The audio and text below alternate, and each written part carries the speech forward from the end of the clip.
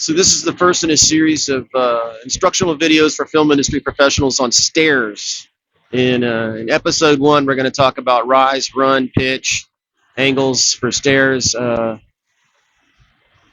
If you've been chosen to be the person that builds the stairs on the show, you're probably a pretty good chance the art department's going to be receptive to you going to them and saying, "Oh, hey man, if you were to make this run a little bit differently, shorten the run a little bit, it would fit better and it would make this turn, et cetera, et cetera." I guarantee you they have very little knowledge of stairs and they don't know how to draw them.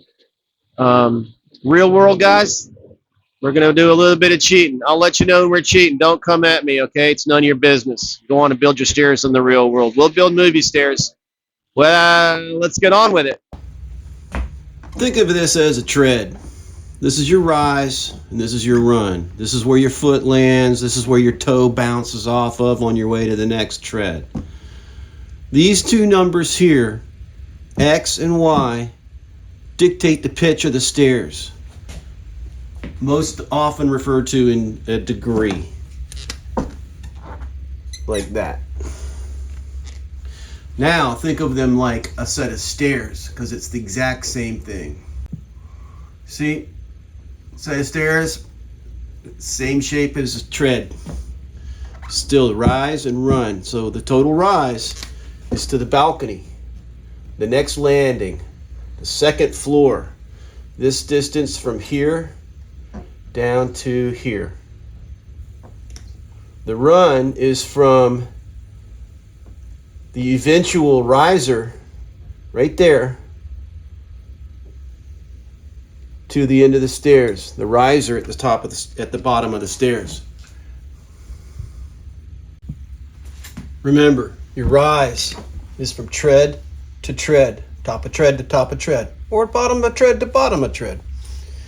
Riser to riser. Okay? Here's the problem. 99 times out of 100, the art department's going to draw these treads. They're going to mark the stairs at 12 inches. They're going to say, boom, boom, boom, boom, boom, 12. 1 foot. 1 foot. Well, the problem is that that's a 13.25 inch tread. Treads don't come 13.25. You got to make them. If you are stuck having to build 12-inch runs, that means you're going to have to add 1.25 inches to the back of each tread. You don't want to do that. What you want to do is make the stairs work with treads out of the box. And treads out of the box are 11.5 from here to here, which means that your run is 10.25. So you might have to redo the entire geometry of the stairs to make the runs 10.25 if they'll let you, which means you'll probably end up with another tread, because remember, if you got 15 or 16 treads and you just subtracted 1.75 inches from each one of them, you're going to end up with 1, maybe 2 extra treads in the mix. But they're going to be a nice small rise. Everybody's going to be cozy. They're going to love you. They're going to be talking about you in Hollywood. My art department friend Ron Mason, who actually does know a thing or two about stairs, showed me this page from the Backstage Handbook, which is actually pretty cool. It pretty succinctly lays out rise to run ratios that are just downright dangerous and should be avoided like the plague.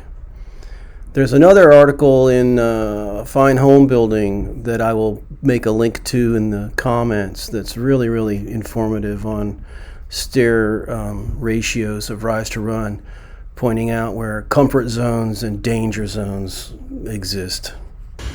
Talking about the big changes is probably a waste of time because you're not going to really be able to make big changes, but at least you need to know what your options are. So now we're going to talk about the little changes.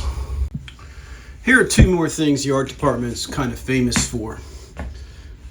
Putting a tread, the bull nose of the tread, right there at a changing wall, and stopping the last tread at a change at wall. These are real problem points for a stair builder almost every time, and I'll show you what we'd do about that. We can either while we're doing our geometry takeoff, while we're getting our head wrapped around the whole thing, while we're making decisions, while we're changing possibly the run of the treads, we can set it up so that this tread here stops right before, 2 or 3 inches before the corner, and I'll show you why in a future video.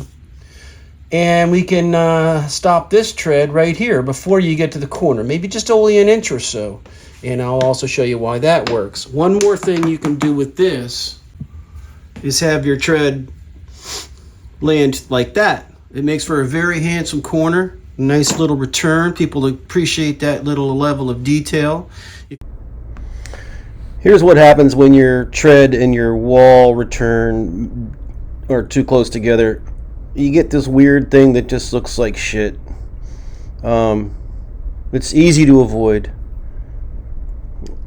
And this is the reason why we want the treads to be longer on the when they begin to be a single return, because you got a handrail that needs to find a place to land. The balusters need to go somewhere. Bam, there you go. You got plenty of tread.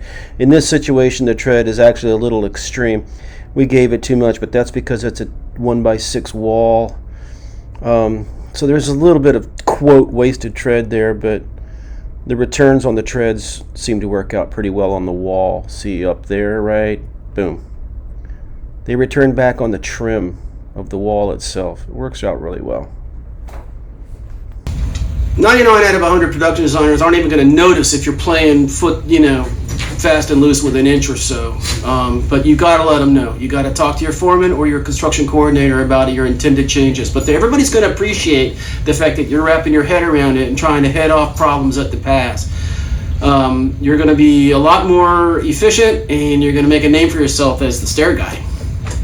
So we got a handle on what the shape of the stairs is. We know what the rise is. We know what the run is. We count up our treads. We need 6 regular treads, 7 single returns. We need some 2x12s for stringers, so we get 4 of them at 16 feet, and 3 16-foot 1x12s engineered, preferably. And you can get these things at your local good hardware store, a lumber yard. They're like an OSB or MDO. They got paper wrapping on them, or they're pre-primed, finger jointed, any of the above. Just try not to use a 1x12 as they cup and they're a pain in the butt. The 1x12s are for your apron, otherwise known as your skirt, otherwise known as baseboard, otherwise known as whatever you call it. I don't care. It's the thing that hangs down and the thing that sticks up on the edge of the stairs. Everybody's going to argue about it. Talk amongst yourselves. And single return treads are different from standard treads, is that they have an actual bull nose that goes around the corner and back on one side. Double return treads, otherwise known as a throat tread, are a special order, and they're easier for you to just go ahead and make out of a single return. It's my contention that your construction adhesive is one of the biggest pieces of your puzzle, and to skimp is to waste time. The urethane construction adhesives tend to foam up and expand. They may throw everything off a little bit. Good old-fashioned liquid nails has worked for Grandpa, and it works for me too. The real workhorse of the entire job is going to be Titebond. Plain and simple. Don't mess with any other brand. Titebond. Titebond 1, Titebond 0, Titebond nothing. Titebond washes out of your clothes, so you don't end up with a wardrobe full of crusty crap. Titebond 2 is waterproof. You've been advised. So I hope you see where I'm going with this. Planning. Take the time to read the prints and familiarize yourself with the project, and communicate as much as you possibly can with the production designer and or construction coordinator, or even just your foreman. Hopefully they'll appreciate your candor and your spirit. I know I left things out. Too bad. That'll be you'll figure it out as we get into the project. We're counting on you.